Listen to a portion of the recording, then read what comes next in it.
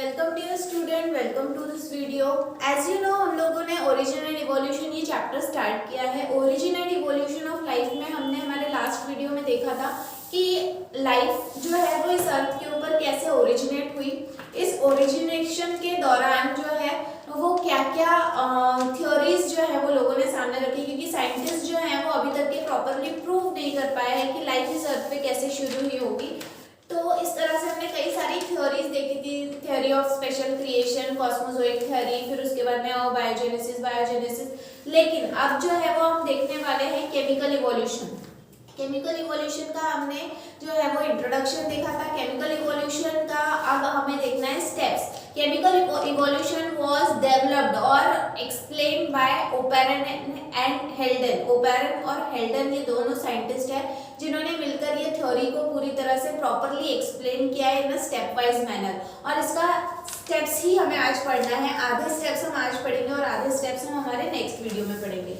Now देखो, सबसे पहली स्टेप है origin of earth and primitive atmosphere. Life earth के ऊपर आने से पहले अर्थ कैसे फॉर्म हुई, ठीक है, अर्थ कैसे फॉर्म हुई ये पहले पता करना जरूरी है। और अर्थ के ऊपर प्रिमिटिव एटमॉस्फेयर का मतलब है शुरुआत में कैसा एटमॉस्फेयर था। प्रिमिटिव मतलब होता है स्टार्टिंग फेज, इनिशिएशन फेज। तो इस फेज में एटमॉस्फेयर कैसा था ये हमें देखना है। तो सबसे पहले बिग बैंग थ्योरी जो है वो जॉर्ज लेमेटर नाम के साइंटिस्ट हैं जिन्होंने एक्सप्लेन की है। और इनकी जो ये बिग बैंग थ्योरी है इसके अकॉर्डिंग इनका मानना ये है कि जो यूनिवर्स है, ब्रह्मांड जो है, ये 20 बिलियन ईयर्स पहले तैयार हुआ, ठीक है। और जो भी ये यूनिवर्स तैयार हुआ ये एक बिग बैंग के साथ में तैयार हुआ। और ये बिग बैंग क्या है ये मैं एक्सप्लेन करूंगी। जैसे ही ये यूनिवर्स जो है वो फॉर्म हुआ, उसके बाद में जब ये एक्सपांड होने लगा मतलब जब ये फैलने लगा, तो फैलने के समय में जो है इसका टेम्परेचर धीरे धीरे कम होने लगा और फिर अलग अलग प्रकार की गैलेक्सीज और सॉलिड ऑब्जेक्ट्स तैयार होने लगे। जैसे आपको पता है कि जो भी स्पेस है वहाँ पे बहुत सारे सॉलिड ऑब्जेक्ट्स होते हैं, ठीक है, जिसे हम मेटियोर्स वगैरह भी कहते हैं। तो ये सारी चीजें जो है वो फॉर्म होने लगी, ठीक है। और इसके ही थ्रू हमारा पूरा सोलर सिस्टम फॉर्म हुआ। और हमें पता है कि हमारे सोलर सिस्टम में से ही एक प्लैनेट का नाम है अर्थ। अब ये बिग बैंग कैसे हुआ या अर्थ फॉर्मेशन कैसे हुआ, देखो यहाँ पे अर्थ का फॉर्मेशन कहा गया है कि अर्थ जो है उसका ओरिजिन माना जाता है कि ये 4.6 बिलियन ईयर्स पहले अर्थ ओरिजिनेट हुई थी। कैसे हुई थी? जब यूनिवर्स फॉर्म हुआ, यूनिवर्स फॉर्म होने के बाद में जो मिल्की वे और जो पूरा अदर ऑब्जेक्ट्स फॉर्म हुए, उसी में से सन, मून ये सब फॉर्म हुआ, ठीक है। तो जब अर्थ जो है वो एक्चुअली एक सॉलिड ऑब्जेक्ट था, ठीक है, ये सॉलिड ऑब्जेक्ट जो है it is a part of sun. ऐसा माना जाता है कि अर्थ जो है वो सन का एक पार्ट है।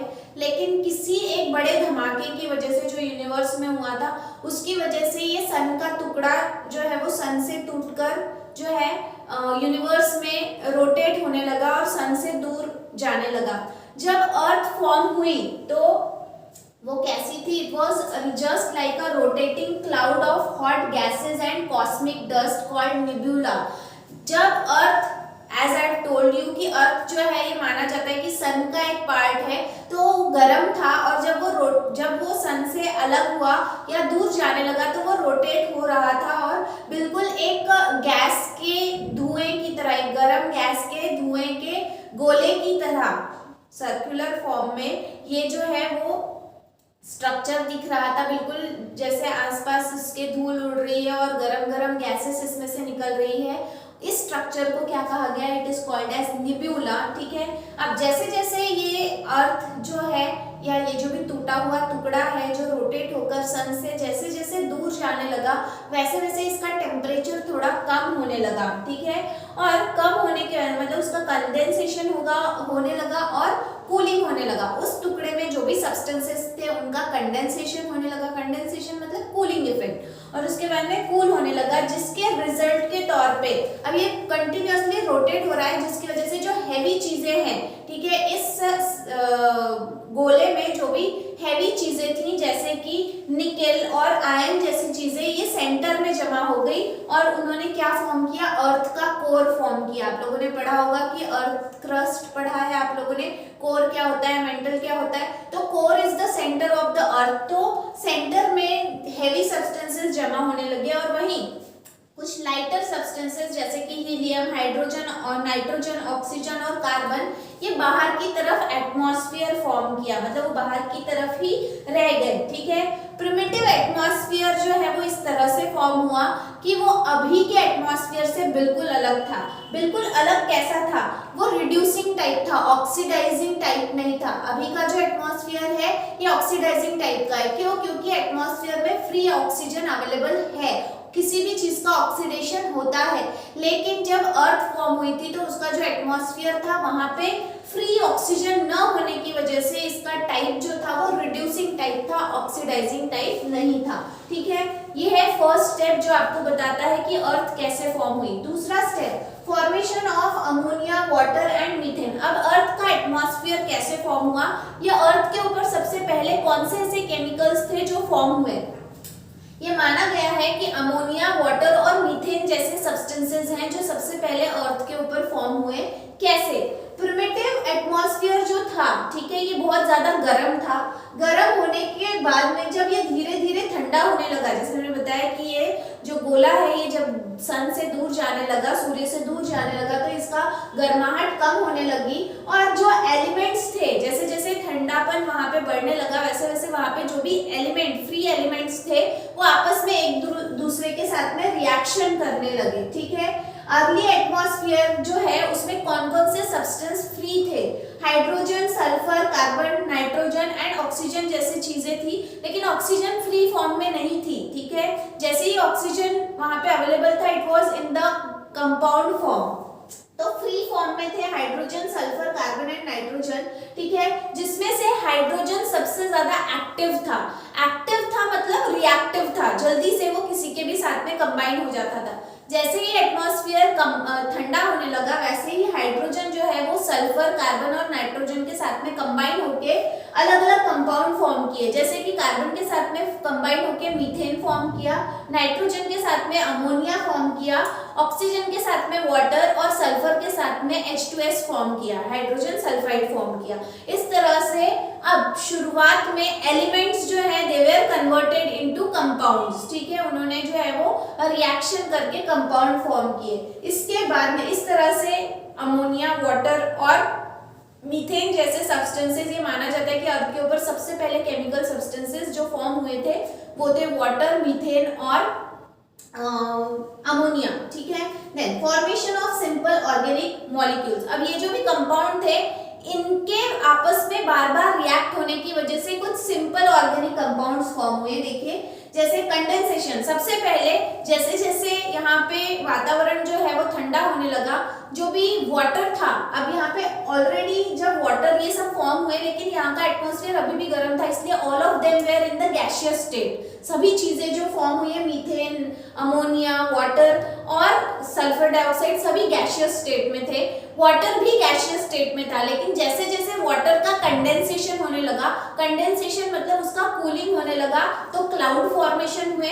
क्लाउड फॉर्मेशन जब हुआ उसके बाद में बहुत हेवी रेनफॉल हुई है। माना जाता है कि कई हजारों सालों तक सिर्फ धरती के ऊपर बारिश ही हो रही थी, जिसकी वजह से धरती के ऊपर पानी ही पानी हो गया था। ठीक है, और जो अर्थ का टेम्परेचर धीरे धीरे कूल हो रहा था वो पानी के वर्षाव की वजह से एकदम से ठंडा हो गया।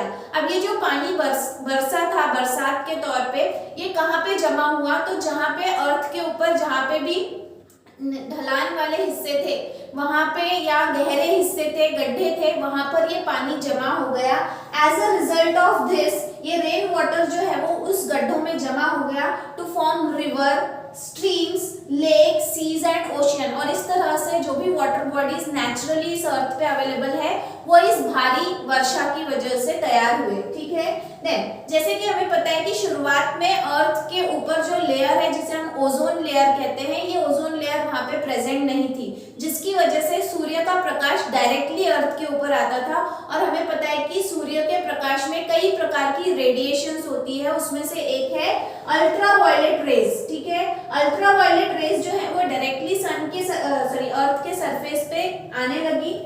इसके बाद में इसकी वजह से यूवी रेज और अलग अलग आपको पता है हमने फोटोसिंथेसिस चैप्टर में पढ़ा है कि sun rays consist of different types of radiations, radioactive, infrared, cosmic, alpha rays, beta rays, gamma rays, ये सारी रेज हैं इसमें। तो इनके इफेक्ट की वजह से प्लस कंटिन्यूअसली वहां पे लाइटनिंग मतलब होता है बिजली चमकना, ठीक है, थंडरिंग, लाइटनिंग, ये सब हो रहा था। और वॉल्केनिक एक्टिविटी, जो अंदर से जो अर्थ गर्म थी उसकी वजह से अंदर से लावा फूट रहा था, ये सारी एक्टिविटीज जो है इसकी वजह से अर्थ के ऊपर जो सिंपल कंपाउंड्स फॉर्म हुए थे इनमें अलग अलग प्रकार की रिएक्शंस होने लगी। और ये जो भी रिएक्शंस हुई, अंडरवेंट रिएक्शंस टू फॉर्म, मतलब कौन कौन से रिएक्शंस होने लगी, कंडेंसेशन जैसी, पॉलीमराइजेशन जैसी, ऑक्सीडेशन और रिडक्शन जैसी रिएक्शंस यहाँ पे होने लगी।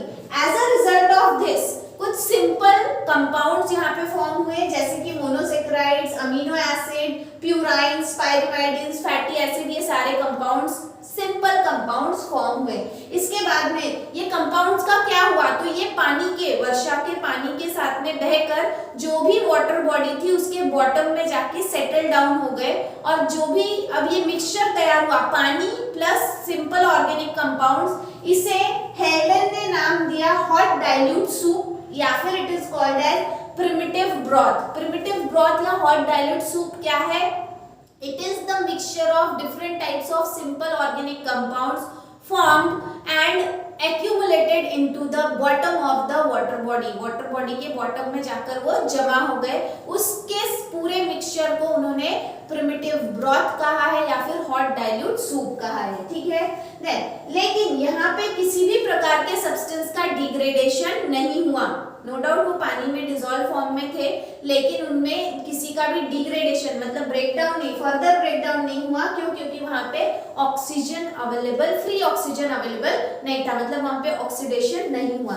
इसके बाद में formation of complex organic molecule, simple से अब क्या फॉर्म हुए, कॉम्प्लेक्स, जैसे कि मोनोसेक्राइड्स मिलकर क्या बने, पॉलीसेक्राइड्स। अलग अलग प्रकार की चेन रिएक्शंस यहाँ पे कैरी आउट हुई।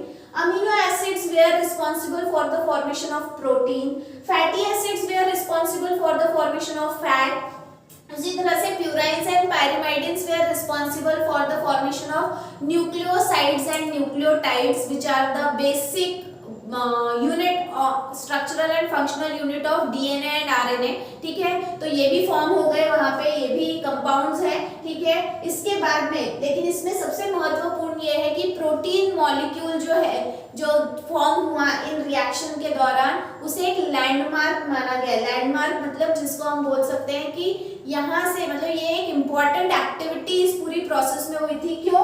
क्योंकि प्रोटीन जो है वो एंजाइम की तरह काम करता है और एंजाइम जो है वो रिएक्शन के रेट को क्या करता है, बढ़ाता है। इसीलिए प्रोटीन फॉर्मेशन को एक बड़ा स्टेप माना गया इस पूरी प्रोसेस के दौरान, और प्रोटीन की वजह से ही आगे की जो रिएक्शंस थी वो बहुत ज्यादा स्पीड से होने लगी, ऐसा माना जाता है, ठीक है। Now as nucleotide and nucleosides are form, इसके बाद की स्टेप क्या रहेगी, फॉर्मेशन ऑफ न्यूक्लिक एसिड। और अगर न्यूक्लिक एसिड मतलब डीएनए या फिर आरएनए, अगर वो फॉर्म हो गए तो नया सेल या नई लाइफ जो है वो तैयार होना ज्यादा दूर नहीं है। क्यों? क्योंकि न्यूक्लिक एसिड में कैपेसिटी होती है सेल्फ रेप्लिकेटिंग की, वो अपनी कॉपी खुद बना सकता है। इस तरह से नेक्स्ट स्टेप जो रहेगी हमारी, that is formation of nucleic acid. आज हमने कुछ स्टेप्स देखी, कुछ स्टेप्स बाकी हैं वो हम देखने वाले हैं हमारे नेक्स्ट वीडियो में। तो आज के लिए इतना ही। Till then thank you very much.